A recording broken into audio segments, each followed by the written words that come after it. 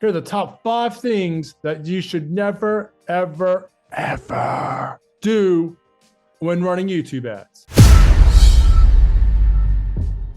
Now, there are a number of things that you shouldn't do, but I'm going to cover the top 5 things that will cost you the most money. All right, so let's jump straight into this. Number 1, okay? The first thing that you should never do is take a video ad you've been running on Facebook and plunk it onto YouTube. Now, the reason you don't want to do this is because a Facebook video ad is going to be structured and set up differently than a YouTube ad. So if you take a Facebook ad, and even though it's working really well on Facebook, if you take a Facebook video ad and you put it onto YouTube, it's not going to do as well as it will on Facebook. YouTube ads need to be structured a specific way. Now, the structure of a YouTube ad basically goes like this. You have a hook, you have an elevator pitch, you have a story, and then you have a close, right? Now, I've actually done a video specifically on how to structure a winning $1 million YouTube ad. You can find that in a link above if you want to go, and we'll deep dive into an ad structure in that video. Now, the other reason you don't want to use a Facebook ad for YouTube ad is because people on Facebook are scrolling through Facebook and they have a different mindset than what they're doing on YouTube, right? On YouTube, 75% of all searches start with the word how to. So people are usually, they're investigating something. They're trying to find a solution to a problem or an answer to a question. They're not just mindlessly scrolling through Facebook, looking at pictures of cats and people's dinners and lunches. Now, the second thing you need to avoid when you are running YouTube ads is not having your conversion tracking set up properly. Now, I see this a lot. A lot of people, when they come to me, I ask them, look, how's your conversion tracking set up? All right. And it's all over the place. Now, if you're doing lead generation, okay, there are a number of things you need to have set up, okay? So the first one you need to have set up is landing page view conversion tracking. Now, what landing page view conversion tracking is you set up a conversion action in Google and it measures how many people actually land on your page. See, the fact is, and a lot of people don't know this, is that anywhere between 15 and 30% of people that click on your ad, whether it's Facebook or whether it's on YouTube or Google or wherever, all right, they're not going to make it to your landing page for numerous reasons. So what you need to do is have a landing page view conversion set up so you can see, right, I had 100 people click at my ad and I had 75 people actually come to my page and see my landing page or see my website or wherever it is you're sending traffic. Now, the second thing you want to have set up for conversion is you want to have, for example, if you're doing lead generation or even e-commerce or whatever it may be, you want to have button click tracking, all right? So you want to have, okay, well, that comes to my landing page. I can see that. Now they've clicked on a button. So you want to see how many people clicked on my ad, how many people have come to my page, and how many people are clicking on the button on my page. All right, so what you're seeing is you're seeing the flow of what's happening. Are you getting a really good picture of what's happening throughout your sales process? Now, the third conversion you want to have set up is obviously you want to set up a lead conversion or add to cart conversion or sales conversion or whatever it may be, whatever action that whatever profitable action that you want people to take, you want to have that conversion action set up and being measured. And I'm really surprised at how often these 3 simple conversion actions are not set up. Now, if you do these things, I can promise you, you'll have a much better idea of what's happening in your sales process and where the bottleneck is. All right, because a lot of people, they don't have these set up and they have no idea why the traffic isn't converting. It's because they don't know what's happening on their page. All right, top mistake number 3, one of the top mistakes I see people make is they're sending traffic from YouTube to a website. You want to send paid traffic to a website. okay? You want to send paid traffic to some kind of funnel, whether it's a lead generation funnel or it's a product funnel or e-com funnel or whatever it may be. You want to send to a funnel.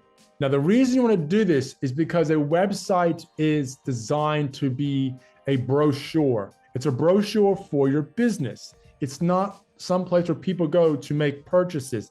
Now, they can make purchases on your website, but it's not designed for that, right? Now, a funnel, on the other hand, a funnel is designed for a person to take one action or two actions, really, okay? Either to move through the funnel, to proceed through the sales funnel or the lead generation funnel, okay? Or to leave.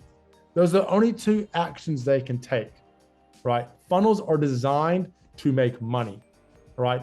Websites are designed to educate people on who you are, what your brand is, how they can contact you, who your team is, you know, that sort of stuff. It's a brochure for your business. So website is for education and a funnel is to make money. Now, if you want to see a breakdown of what makes up a good funnel, what makes up a good website, just click on the link below and that will take you to a video more about that.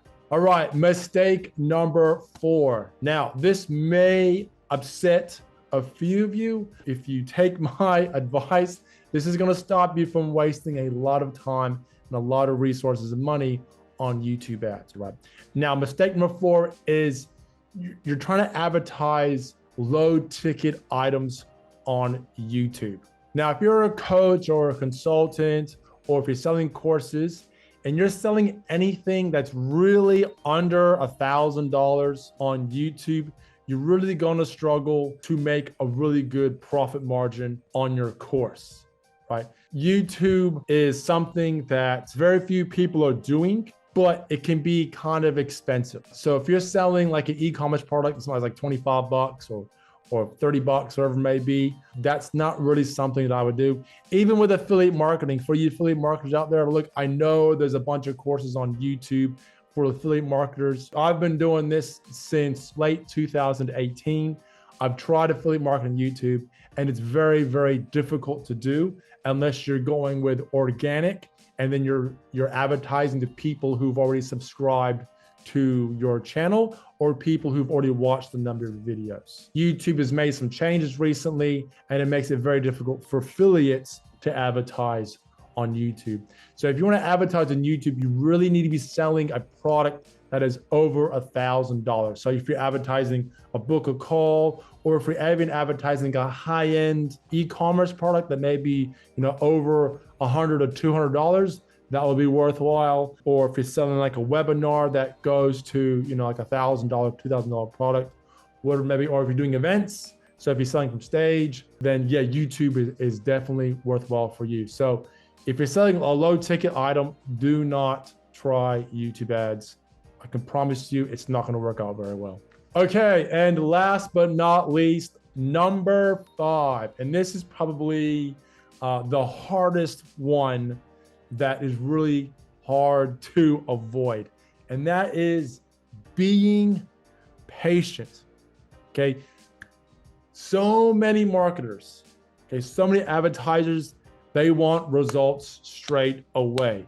And sometimes you can get it straight away on YouTube. I've seen it many, many times from my students, many of my clients, It's getting, getting leads, getting sales straight away, But you need to be patient with the process, You need to test ads. You need to test audiences. You need to test landing pages and copy. There's a lot of testing that's involved in the very beginning when you're running YouTube ads. And not just that, you need to allow the Google AI, the Google algorithm to learn, all right? And that can take time. Now, the difference between YouTube and Facebook, right, in this aspect is it's very easy to set up a Facebook ad and get results really quick. But in the medium to long term, it's harder to scale. It's harder to increase those results.